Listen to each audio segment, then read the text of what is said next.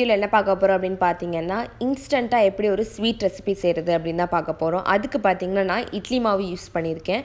உங்களுக்கு எப்போல்லாம் ஸ்வீட் சாப்பிடணும்னு தோணுதோ இட்லி மாவு இருந்தால் போதும், சூப்பராக நம்ம ஒரு ஜிலேபி ரெடி பண்ணிடலாம்.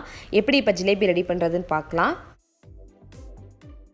இப்போ நான் ஒரு பேனில் 1 கப் அளவுக்கு சர்க்கரை ஆட் பண்ணிக்கிறேன். 1 கப் சர்க்கரைக்கு 2 கப் அளவுக்கு தண்ணி ஊற்றிக்கோங்க. அதுதான் வந்து அளவு.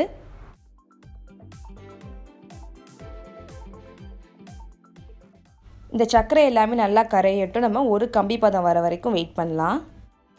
இப்போது ஒரு கம்பி பதம் வந்துருச்சு, நம்ம ஆஃப் பண்ணிடலாம். பாகு ரெடி ஆயிடுச்சு. நமக்கு ஒரு கம்பி பதம் வந்தால் போதும்.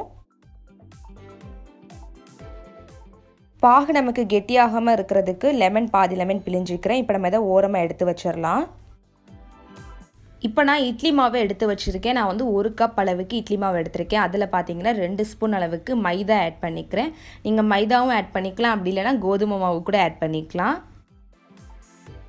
இப்போ நம்ம இது எல்லாத்தையுமே நல்லா கலந்து விட்டுறலாம். இப்போ நான் இதில் கொஞ்சமாக கலர் பொடியை ஆட் பண்ணி கலந்து விட்டுக்கிறேன்.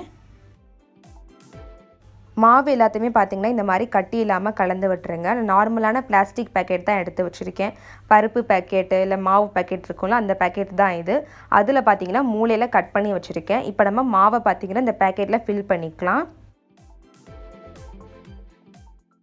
நான் பொரிக்கிறதுக்கு தேவையான அளவு எண்ணெய் எடுத்திருக்கேன். இப்போ பார்த்திங்கன்னா நார்மலான பிளாஸ்டிக் பேக்கெட் தான் இது. அதில் பார்த்திங்கன்னா மூலையில் மட்டும் கட் பண்ணியிருக்கேன்.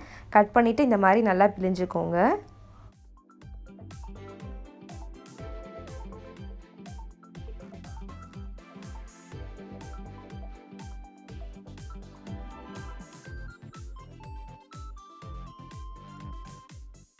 ஒரு நிமிஷத்துக்கு பிறகு இதை திருப்பி விட்டுருங்க.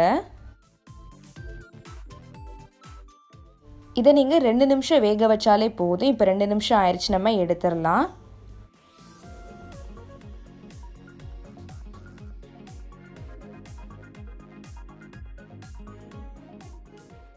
நான் அதே மாதிரி எல்லா மாவையுமே பார்த்தீங்கன்னா ஜிலேபி பிடிஞ்சிட்டேன். இப்போ நம்ம பாகில் ஆட் பண்ணிக்கலாம். இதை வந்து நீங்கள் ஒரு 3 நிமிஷம் வச்சுருந்தாலே போதும், நமக்கு சூப்பராக ரெடி ஆயிரும் ஜிலேபி.